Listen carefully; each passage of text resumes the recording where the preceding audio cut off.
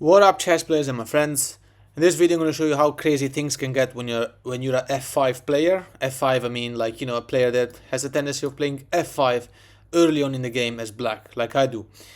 Not all the time, but most of the times. So let's say e4, e5, and now white plays knight f3, knight c6. That's what I play as black. And now white plays knight c3. So the three knights game, or whatever this is called. Black goes on with f5, okay? Gothic Gambit. So basically now, white, there's lots of moves that can happen. In this video, I'm going to go through d4, okay? So d4 is one of the main moves, and you take the pawn in e4, and now white has to be careful because the pawn in e4 cannot be recaptured. White will have to play something like knight takes e5, something like that. And then there's like loads of other things to know, and you can know all of them if you watch my videos. So anyway, white playing this pawn, that's poisoned.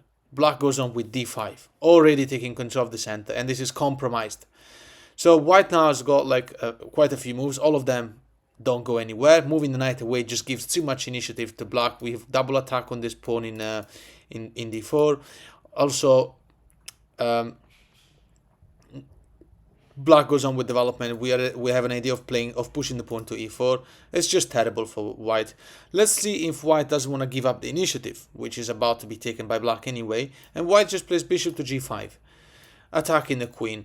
And obviously, if we play something like knight f6, white will have double attack on the knight. The knight is pinned. Well, you can just play knight f6 and maybe go on to play a normal game. But after bishop g5, now black plays bishop to e7.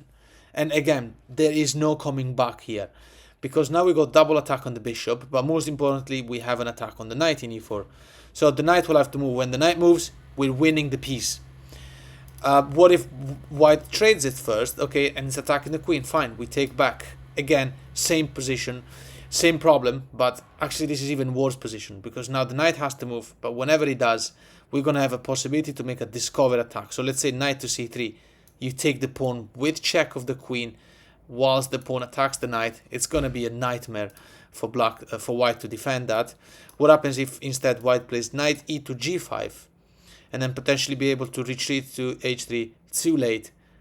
e4 wins the piece, because remember, when the two knights are defending each other, that's actually not really good if there's no pawns involved in the defense, because you're basically attacking one of the knights with a pawn, and then that's it. One of the knights will have to move, the other one will be taken. There's no coming back here. White has lost a piece.